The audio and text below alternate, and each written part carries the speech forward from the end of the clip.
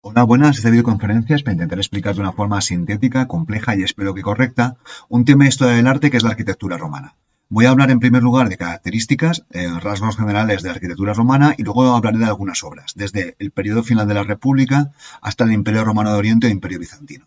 Bueno, vamos allá. Antes de empezar a hablar un poco de la fascinación por lo romano. Así como con la escultura romana había cierto ninguneo, se le consideraba una copia o imitación de la griega, con la arquitectura romana, con las ciudades, con las antiguas quívitas romanas, había una cierta fascinación y con razón. Por toda Europa, por el norte de África, por Asia, había todo tipo de ruinas magníficas, grandes obras de ingeniería, y la gente que las visitaba pues se preguntaba por qué eso había acabado, cómo había acabado el Imperio Romano.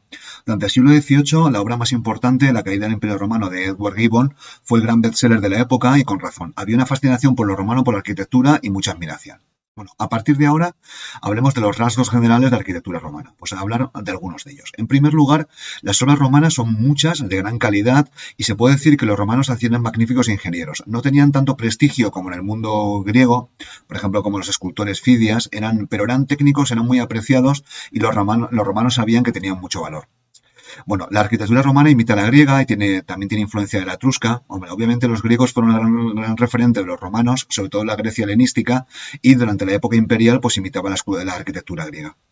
Luego después, los romanos buscan combinar dos principios. En primer lugar, siguen el principio griego de la armonía, que considera que algo es bello pues si es armónicamente proporcionado, es matemáticamente bello y proporcionado, pero al mismo tiempo también usan la utilidad y la practicidad como forma de valorar la belleza de algo. Siguen el principio de Aristóteles, que un cuchillo es bello si sirve a su función, es decir, si corta. Entonces los romanos eran útiles y prácticos y combinaban también, en la medida de sus posibilidades, con el principio de la armonía griega. Luego después una cosa que es diferente de la arquitectura griega es que los romanos usan nuevos materiales. Usan mármol, por supuesto, al principio lo importan de Grecia y luego descubren la cantera de Carrara, pero también usan otro tipo de piedras como el pórfido y luego también sobre todo usan el ladrillo, que es un material mucho más barato y que los romanos fabrican de altísima calidad. Y luego combinan el sistema arquitrabado, que es típico del mundo griego, con el sistema abovedado, que es de otras culturas. Bueno, con el sistema abovedado pues usan el arco de medio punto, la bóveda de cañón, la cúpula. Aquí tenemos un ejemplo de una obra de ingeniería romana que no se conserva y que muestra pues, la grandeza, pues, la magnífica habilidad de los ingenieros romanos. Este puente sobre el Danubio lo construyó Trajano en su campaña contra los dacios, es una campaña militar importantísima. Entonces, para cruzar las tropas hizo construir un puente que lo mandó construir a su esclavo ingeniero favorito, Apolodoro de Damasco. Este puente no se conserva y es un ejemplo de cómo los romanos eran magníficos ingenieros. Ahora aquí tenemos una imagen del uso del arco y de la bóveda como la usan los romanos. Este es el arco de Tito que está en Roma, se puede ver aquí pues un arco de medio punto y luego una bóveda de cañón. Y aquí se puede ver pues el techo, la cubierta del Panteón de Agripa, donde se puede ver pues la cúpula del Panteón magnífica con su óculo. Entonces los romanos usan tanto el sistema arquitrabado como el sistema abovedado. Materiales, ya he hablado de ellos, usan mármol, al principio lo importan de Grecia, luego de Carrara, que está cerca de Roma, luego otras piedras, como el pórfido que lo traían de Egipto, que es una piedra roja durísima, y el travertino, una piedra porosa mucho más barata que el mármol y que también usan en grandes cantidades, luego el ladrillo, que fabrican ladrillos de gran calidad, que están sacados de la arcilla en hornos. Entonces, este trabajo con ladrillo los romanos lo definen, se conoce como opus o trabajo, y luego también usan un material que los griegos no utilizaban, al menos que yo conozca, que es el cemento. Este cemento lo fabricaban con las cenizas volcánicas del Vesubio, era un material capaz de fraguar debajo del agua, les era utilísimo, y el trabajo con cemento le llaman, obviamente, opus caementicium. Aquí tenemos una imagen de las piedras que usan. Está aquí pues la cantera de Carrara, que es un mármol de altísima calidad. Aquí tenemos un ejemplo del pórfido, que es una piedra roja muy dura, el sarcófago de Santa Elena. Y aquí tenemos el travertino, que es una piedra bastante más barata, pero también muy buena, que se usa actualmente en los baños de las cocinas. Aquí tenemos las formas de trabajar, el famoso opus romano, el trabajo romano. Tenemos aquí un opus caementicium, donde el cemento, que es una especie de pasta, pues lo mezclan con piedras pues sin tallar, opus quadratum, opus spicatum. Los romanos fabrican ladrillos de altísima calidad y lo utilizan de múltiples formas como ellos consideran conveniente. Aquí tenemos un ejemplo de opus caementicium, o también se puede ver aquí las piezas que están colocadas, ¿no?, sobre el cemento que ha fraguado, y es un material muy barato que lo usaban pues, para muchos tipos de cosas.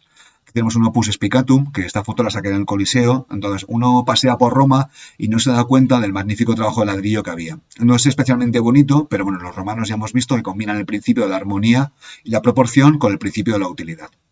Bueno, los órdenes clásicos. Básicamente los romanos pues continúan con los órdenes griegos, dórico, jónico y corintio, aunque no los llaman así, pero bueno, los materiales es lo que cambia. Pues a veces las columnas las construyan con materiales diversos. Yo he visto alguna columna hecha con ladrillo. Los fustes romanos están hechos por tambores, muchos de ellos, pero también hay fustes monolíticos, es decir, de una pieza y son lisos, no siempre coloca las estrías o acanaladuras. Luego después que tienen dos órdenes diferentes o parecidos, pero que no son iguales. Uno es el toscano, que combina el orden dórico más basa y el fuste suele ser liso, y luego el llamado mixto, que combina el capitel corintio con el capitel jónico. Y luego después también decir que los órdenes clásicos en Roma, al final del imperio, en el siglo II, III, IV, pues hay una barroquización. Es decir, hay que columnas exentas, frontones partidos, frontones semicirculares. Es decir, al final pues hay una cierta evolución de los órdenes y los utilizan de forma mucho más libre y creativa. Aquí es un ejemplo de orden toscano y mixto para que se vea. Aquí se puede ver el fuste, que es liso, ¿vale? Aquí está el capitel, que es dórico, y luego se puede ver que tiene basa. Aquí también se puede ver en este dibujo que tiene énfasis, y este es un ejemplo de orden mixto, que juntan orden corintio con orden jónico. Bueno, las plantas romanas son como las griegas. Normalmente son plantas rectangulares, son muy parecidas, de disposición próstila, anfipróstila, períptera. Usa también el modelo Zolos o circular. Luego también una cosa típica de los romanos es la planta pseudoperíptera. La disposición pseudoperíptera, hay columnas, que ahora pondré una imagen, que no están adosadas, son falsas, así que son pseudo o son feico-falsas. Esta planta con columnas adosadas a la pared se conoce como pseudoperíptera. Y luego los templos romanos suelen estar elevados o sobre un podio, que es bastante típico de los templos romanos. Esto es un ejemplo muy típico, el Maison Carré, que se encuentra en Nimes, en Francia. Se puede ver aquí estas columnas que son falsas, con lo cual tiene una disposición pseudoperíptera. Este templo también se encuentra elevado sobre el podio, no es una plataforma o crepis griega, sino que se encuentra a la altura. Bueno, ahora voy a hablar de las funciones y significados de la arquitectura romana. Esto es el arco de Constantino. ¿Para qué sirve la arquitectura romana? Bueno, algunas reflexiones. En primer lugar, cuando la arquitectura romana es un sinónimo de romanización. Cuando Roma conquistaba un territorio, pues poco a poco iban apareciendo edificios a la romana en el territorio. Entonces, cuando, por ejemplo, el templo La Maison Carré en Nimes, eso implica que esa zona ya estaba romanizada. También era una forma de arquitectura de proyectar el poder imperial. Muchos foros imperiales eran pagados por los emperadores, así que cuanto más bonito, cuanto más espectacular fuera el foro, significa que era mejor emperador. Y luego el tema de los templos. Los templos, obviamente, había templos a los dioses, al panteón romano, que es parecido al griego, templo a Júpiter, a Minerva, etcétera, y obviamente había esculturas de dioses. Era la casa del dios, aunque las ceremonias se celebraban fuera. Pero también los templos se convierten a lo largo del siglo I o II como una forma de promover el culto imperial, el poder del emperador. En época de Augusto, Livia pues deifica, le convierte en divino a su difunto esposo, Cayo Octavio Augusto, y le consideraban divino. Entonces había esculturas de los emperadores en los templos a los cuales los nobles locales pues iban a llevar ofrendas. Era una forma de mostrar la lealtad hacia Roma. Luego hay un fenómeno en el siglo III que Diocleciano, el emperador, se proclama Deus. Deus significa Dios, es un rango mucho más que divus o divino, y esto causará, entre otras cosas, que los cristianos se nieguen a hacerlo y luego pues la persecución a los cristianos. Luego los teatros romanos. Aquí hay una imagen del teatro romano de Sagunto, que se encuentra cerca de mi ciudad, en Valencia, donde se puede ver cómo era una especie de teatro romano. La restauración de este templo ha sido criticadísima, entonces no estoy seguro de que sea una buena restauración, pero bueno, nos sirve para ver un poco cómo eran los teatros romanos. Eran similares a los griegos, con su cavea, ¿vale? Pues luego también tiene una función lúdica, pero también religiosa. Algunos teatros romanos, si los doblaban, se convertían en un anfi o doble teatro. Y luego los templos romanos normalmente tienen la escena, que está aquí, petrificada. Eran escenas hechas de piedra, la orquesta era semicircular, el proscenio pues también era parecido al tema de los griegos. Los teatros romanos siguen la estela de los griegos con algunas peculiaridades. Bueno, otros espacios que se puede ver también el principio de utilidad. Entonces, los arcos de triunfo son típicos del mundo romano, igual que las columnas, que servían para celebrar una victoria en una campaña militar. Aquí el objetivo del arco de triunfo era celebrar el triunfo, obviamente. Las termas, que eran baños públicos y servían para proyectar el poder imperial, los acueductos para llevar el agua, las basílicas, que eran edificios comerciales de gran tamaño, también se impartía justicia, y luego los foros, construidos por los emperadores, el foro de Trajano, el foro de Augusto, eran mercados abiertos y también servían para proyectar el poder imperial, porque cuanto más lujoso, más espectacular fuera el foro, pues mejor era el gobernante. Bueno, he explicado así rápidamente, espero no haberme dejado ninguna característica, los rasgos de la arquitectura romana. Ahora voy a hablar de obras de arquitectura romana, diciendo lo que a mí me parece más conveniente, pues desde el final de la República al Imperio Romano de Oriente. En primer lugar, voy a empezar por la época tardo-republicana, el final de la República, pues en periodo de guerras civiles, la influencia helenística es importantísima en este periodo y, bueno, algunas obras. Una que me parece muy curiosa, que en Roma la gente pasa un poco desapercibida, estaba en el Foro Boario, es el templo de Hércules Victorioso o de Vesta. Digo de Vesta porque se conoce también como el templo de las Vestales. Parece ser que no era el templo de las Vestales, sino que estaba dedicado a un Hércules victorioso que fue pagado por los mercaderes. Este Hércules victorioso en bronce se encuentra en el Museo Capitolino en Roma y se puede ver. Es un templo de pequeño tamaño, la planta es zolos, se ha perdido la parte de arriba, así que no tiene arquitrabe, friso, cornisa y la cubierta es cónica. Es un templo de pequeño tamaño en el foro más antiguo de Roma, que es el Foro Boario, donde se comerciaba con ganado, porque Boario viene de bow o ganadería. En el mismo foro se puede ver aquí el templo de Vesta o Hércules Olivario detrás. Está otro templo que se conocía el templo de la fortuna viril, el templo de la fortuna de los varones, de los hombres. Luego después, pues este nombre se discute y se le conoce como el templo de Portuno, que es el dios del puerto. Estaba en el foro Boario, aquí se desembarcaban pues las cerámicas, los productos que llegaban a Roma para comerciar y está un templo dedicado al dios del puerto. Se puede ver que está sobre podio, que es pseudoperíptero y bueno, no es una calidad tan espectacular como los templos griegos. Bueno, ahora pasaré a la arquitectura de la época de Augusto. El siglo I a.C. al siglo I después de Cristo, la dinastía Julio-Claudia. La dinastía Julio-Claudia eran los herederos de Augusto, pues Nerón, Calígula, Claudio, etc.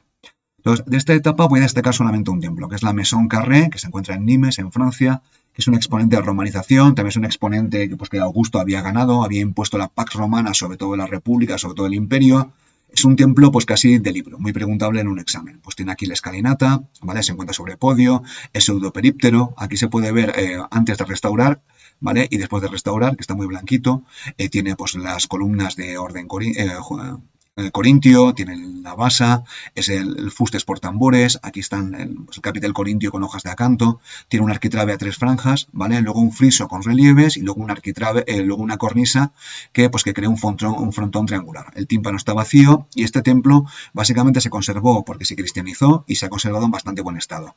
En Nimes también hay un anfiteatro romano que se conserva muy bien, es un templo de gran tamaño, ¿vale? La planta es rectangular y bueno, es un templo absolutamente que pues, es una forma de mostrar cómo esta zona de Francia, la Galia, se había romanizado. Esto es un detalle del pórtico, los casetones, que son muy típico de la decoración romana. Se puede ver la magnífica calidad de las hojas de acanto. Y bueno, esto es un templo espectacular. Esto es una foto antes de ser restaurado. Aquí hay unos agujeros que se pueden ver en el friso, entonces probablemente esto sea porque había relieves. Había placas con relieves de un tema clásico o pagano y probablemente sería retirado. Bueno, esto es una imagen de cómo es el templo, tiene solamente una naos o cela bastante grande y esto es una imagen que saqué porque había una especie de representación y se podía ver aquí la escultura de Augusto que estaba dentro del templo. Parece ser que este templo fue construido por un noble galo que combatió al lado de Julio César y de Augusto y cuando volvió a su ciudad natal pues construyó un templo a la romana. Bueno, ahora voy a hablar de la arquitectura de la dinastía Flavia de Vespasiano de Tito. Los Flavios son una dinastía que no gobierna demasiados años y que gobierna después de la dinastía Julio-Claudia. Son recién llegados al poder y entonces en cierta manera intenta justificar que están en el gobierno haciendo obras por el bien del pueblo para hacer propaganda política. Entonces, la obra más conocida de la dinastía Flavia es el famoso Anfiteatro Flavio. Entonces, el anfiteatro Flavio, el Coliseo, es un tema, es una obra importantísima que le hice un vídeo aparte. Aquí simplemente voy a hablar de algunas cosas para simplemente resumir. Había anfiteatros, el más antiguo era el de Pompeya. Luego después en Roma se habían quemado y hacían luchas de gladiadores al aire libre entre los templos. Entonces parece ser que hacía falta un anfiteatro, la dinastía Flavia vio la oportunidad y construye el anfiteatro Flavio en el 70 después de Cristo. Tardan bastante poco en construirlo, usa órdenes clásicos superpuestos, aquí se puede ver que es el dórico, aquí el jónico y aquí el corintio, aquí hay pilastras de orden corintio, si no creo que lo veo bien. Tiene 4 niveles, el tamaño es para 50.000 espectadores, está hecho hay pilares por dentro, luego tenía placas de travertino, que era mucho más barato, las partes nobles de mármol, se utilizaba para todo tipo de espectáculos y esto se hace muy rápidamente porque se financia con el botín de la campaña contra los judíos. Tito y su padre Vespasiano destruyen Jerusalén, saquean el oro y la plata del templo de Jerusalén de los judíos y con ese dinero construyen el anfiteatro Flavio en un espacio que había aquí vacío. Bueno, esto es una reconstrucción de cómo era, con los 4 niveles, había esculturas en los nichos de emperadores y héroes, se puede ver aquí una especie de mástiles para poner un toldo, porque había un toldo que se ponía o se quitaba pues a conveniencia, se puede ver las entradas que estaban numeradas, era un edificio absolutamente espectacular. Entonces, una cosa no había sido, vamos, eso, había otros anfiteatros en la República Romana, en el Imperio Romano, pero este es el más grande con diferencia. Aquí se puede ver cómo está la actualidad. Esta parte pues se cayó por un terremoto, ¿vale? Y todavía se conserva bastante bien. Aquí se puede ver una imagen del toldo que lo colgaban los marineros del puerto de Ostia, lo colgaban ahí porque eran bastante buenos con las velas y era una forma de que el público tuviera sombra. Absolutamente espectacular. Entonces, una imagen más actual, se pueden ver que las entradas estaban numeradas, ¿vale? Se pueden ver los agujeros, porque probablemente había placas de travertino. Este es el interior, el ambulacro, donde pues, el público entraba antes de entrar a las gradas. Se puede ver los agujeros de las grapas y bueno, ese es el aspecto del ambulacro es funcional. Estaba hecho para que la gente entrara y luego entrara al Coliseo. Aquí se puede ver las gradas y la arena. Obviamente las gradas se han perdido, pues fueron recicladas por la nobleza y el pueblo de Roma, y entonces no quedaba absolutamente nada. Estas son las vomitoria o las entradas, que parece ser que tiene una decoración de galgos. Aquí se puede ver los róleos, y aquí se puede ver la arena, que estaba tapada con pues, la arena era pues, de madera, ¿no? Y había pues un depósito o almacén debajo de 2 pisos. Al principio este almacén no estaba y entonces eso dio pie a pensar que se habían hecho naumaquias o batallas navales. Luego después, cuando se construye estos 2 niveles inferiores, yo entiendo que no harían batallas navales porque, vamos, se llenaría de agua, sería muy complicado aislarlo y era un desperdicio para un edificio tan caro. Aquí se puede ver un poco pues, restos de los gladiadores. Aquí se puede ver un relieve con los gladiadores, aquí las grebas, aquí se puede ver el casco, aquí se puede ver una moneda romana con el Coliseo y aquí se puede ver cómo se limpiaban pues, después de las peleas. Los gladiadores es un poco por lo que se conoce el Coliseo, es el sitio donde luchan los gladiadores, pero bueno, hay que entenderlo de una forma mucho más amplia. El Coliseo, el anfiteatro Flavio, era un lugar donde se hacían todo tipo de eventos, luchas de gladiadores, pero también cacerías de animales, pues espectáculos eróticos, teatrales. Entonces, el emperador pagaba las fiestas, repartía comida y hacía juegos gratuitos. En algún momento llegó a haber hasta 150 días festivos al año. Un instrumento de control social, de pan y circo que se llama. Los gastos eran inmensos y se costeaban por el saqueo. Entonces, la población esperaba este tipo de espectáculos y, bueno, había todo tipo de espectáculos. Algunas de ellas, por ejemplo, las ejecuciones, pues también se hacían ahí. Por ejemplo, se mataba gente, la gente iba a verlo. Por ejemplo, las ejecuciones de los cristianos a partir del siglo III. Y luego también comentar, los espectáculos de gladiadores no eran tan sangrientos. ¿Por qué? Porque un gladiador costaba muchísimo de criar, de entrenar. Entonces, había muertos, es verdad, pero en general intentaban no matarlo porque era un desperdicio de dinero absolutamente bestial, con lo cual hacían espectáculos un poco parecidos al pressing catch, que eran violentos, bastante salvajes, pero no eran tan sangrientos.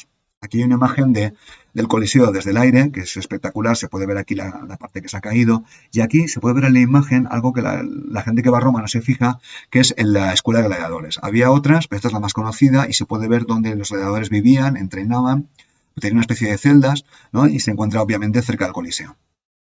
Aquí hay recreaciones del Coliseo, de un pintor del siglo XIX llamado Jerón, absolutamente genial. Aquí están los cristianos a punto de ser devorados por los leones. Aquí se puede ver otra pintura de Jerón, las luchas de gladiadores. Aquí están las vestales, aquí está el emperador, ¿no? Una recreación bastante buena. Y luego está la película de Ridley Scott, ¿no? Donde se puede ver las luchas de gladiadores y se puede ver que hacían espectáculos muy, vamos, increíbles y era una forma, pues la diversión en la antigua Roma.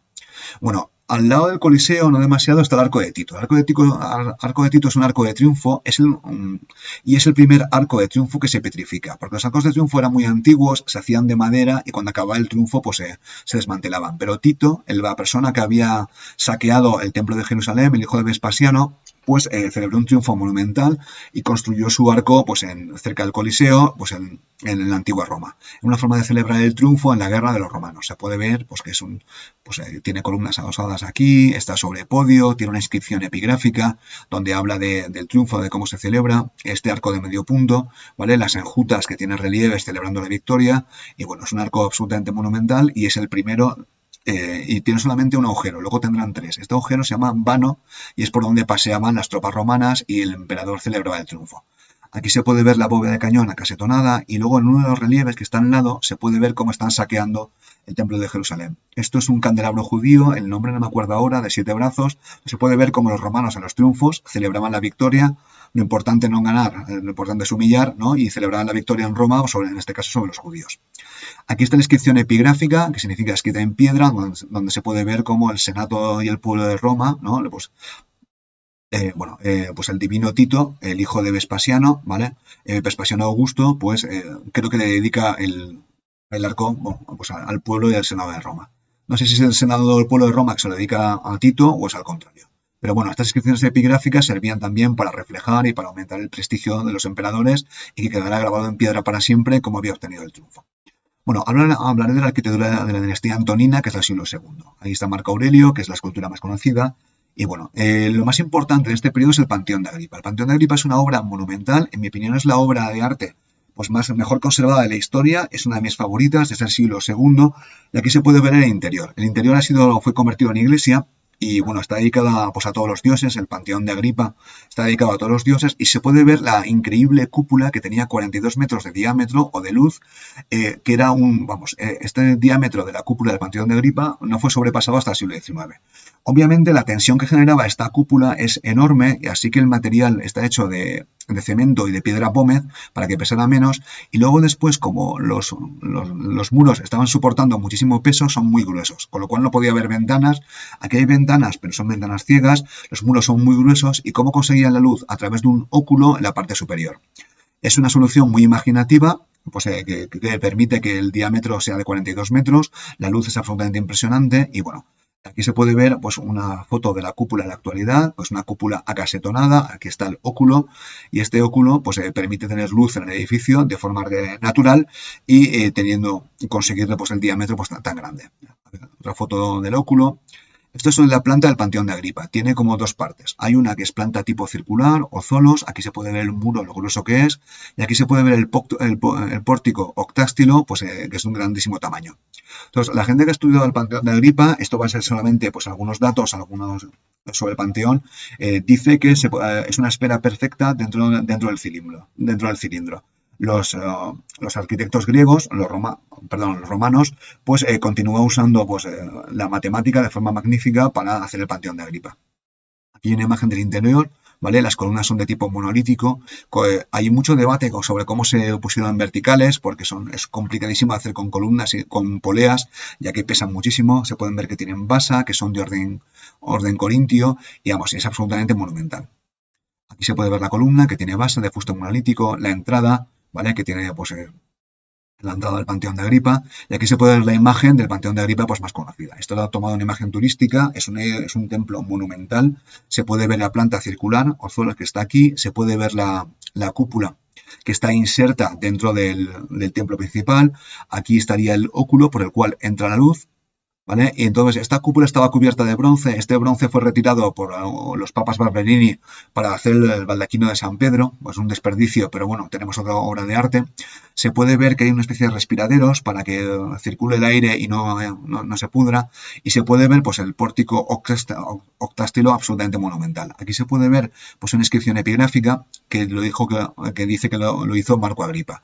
En realidad Marco Agripa, el compañero de Augusto, no lo hizo el primer templo. Luego el templo se quemó, hablo de memoria, entonces en el siglo II hicieron un templo donde estaba el antiguo templo del Panteón de Agripa. Por eso se conoce como el Panteón de Agripa, pero en realidad se hace en el siglo II. Las columnas, lo he comentado, son colosales, traídas de Egipto, ¿vale? Son de fuste monolítico, ¿vale? Aquí probablemente habría esculturas o relieves que se han retirado, se pueden ver los agujeros. Aquí la cubierta es a dos aguas. Y bueno, el templo es absolutamente monumental, es del siglo II. Los mármoles que están en el suelo son todavía, las incrustaciones de mármol son del siglo II, con lo cual cuando entramos al Panteón de Agripa, que ahora mismo es una iglesia, estamos caminando pues, sobre esos mármoles que pisaron los romanos en el siglo II. Luego, en la actualidad, se ha convertido en iglesia y también es un cementerio de hombres ilustres. Ahí está enterrado Rafael, también el rey de Italia, Vittorio Emanuel, y bueno, es una obra de arte absolutamente monumental y una visita obligada en Roma. Bueno, aquí se puede ver pues, la inscripción, Marco Agripa, hijo de Lucio, con su por tercera vez lo construyó, aunque sabemos que se hizo en el siglo II. Bueno, a partir de ahora voy a hablar de alguna obra más con menos detenimiento. El acueducto de Segovia está en España, una pequeña ciudad, y se puede ver como como es una obra de un acueducto romano de primera calidad. Aquí pues bajaban agua de la sierra. Este acueducto destaca porque la ciudad de Segovia no era tan grande y el edificio es monumental en la obra de ingeniería solamente para alimentar una ciudad. Es el ejemplo de la magia y de lo buenos que eran los ingenieros romanos. Aquí se puede ver en la época antonina pues la columna de Trajano, en el foro de Trajano, se puede ver aquí, esa es la Basílica Ulpia, que se conserva muy poquito, el foro de forma idealizada como una proyección de poder imperial. Y bueno, hablar del Teatro de Mérida, que si no me equivoco es del siglo II, se puede ver ya una cierta barroquización, se puede ver que tiene dos niveles, que ahí está elevado, está sobre podio, son columnas, yo creo que son de orden mixto, aunque me puedo equivocar, tienen aquí pues una basa, pues columnas monolíticas, ¿vale? En los capiteles, aquí se puede ver el arquitrabe, el friso, la cornisa y luego el segundo nivel. Es una forma de creación de este teatro de forma modular. Aquí probablemente haya un altar, ¿vale? Para celebrar ceremonias religiosas y luego las gradas se puede ver que están muy restauradas. ¿Vale? Esto es una imagen más de primer plano. Hay esculturas que estaban en el intercolumnio, entre las columnas, y podemos suponer pues, que habría más placas. Vamos, se encuentra en un estado de conservación razonable, aunque no perfecto. Este tipo de teatros en los últimos años han sido comenzados a utilizar para hacer pues con una utilidad actual. Entonces, en Mérida se celebra el Festival de Teatro Clásico, que tiene muchísimos pues, asistentes. Entonces, aquí la idea actual es que intentan usar los teatros pues, para hacer representaciones teatrales. Es un entorno espectacular, pero eso obliga a que las gradas pues, sean un poco restauradas, etcétera, y que no todo el mundo está de acuerdo. Bueno, ahora voy a hablar de la arquitectura final del Imperio Romano, siglo III, IV y V. Sabemos que es un periodo pues, de caos, de pandemias, de invasiones bárbaras. En la arquitectura final pues, se conserva alguna cosita. Por ejemplo, se puede hablar de algunos arcos de triunfo en zonas más o menos seguras del imperio. El Leptis Magna está en el norte de África. El norte de África sufrió pocas guerras civiles, los bárbaros no la invaden, entonces se pueden ver que hay columnas, bueno, hay un teatro, por ejemplo aquí, o está el famoso arco de triunfo de Leptis Magna, donde se puede ver que ya están jugando con frontones partidos, columnas exentas, hay una barroquización evidente. El arco de Constantino del siglo IV es de esta época, entonces se puede ver que es un arco monumental, tiene 3 vanos, ¿vale? En lugar de uno, como el arco de Tito. Y el arco de Constantino también se puede ver pues, que ya tenían problemas económicos porque los esculturas que están aquí son dacios, son dacios que había derrotado Trajano. Así que Constantino, que no tenía dinero, cogió los dacios del arco de Trajano y los puso en su arco de triunfo. Entonces es un poco de reciclaje de la última etapa del periodo del Imperio Romano. La Basílica de Magencio, que es enorme, está hecho en ladrillo. No es especialmente bonita, pero nos podemos imaginar cómo eran estas basílicas romanas, donde se impartía justicia y eran mercados. Vale. A partir de ahora voy a hablar del periodo final del imperio, que también empieza a aparecer lo que se llama la arquitectura paleocristiana. La arquitectura cristiana más antigua y luego la bizantina.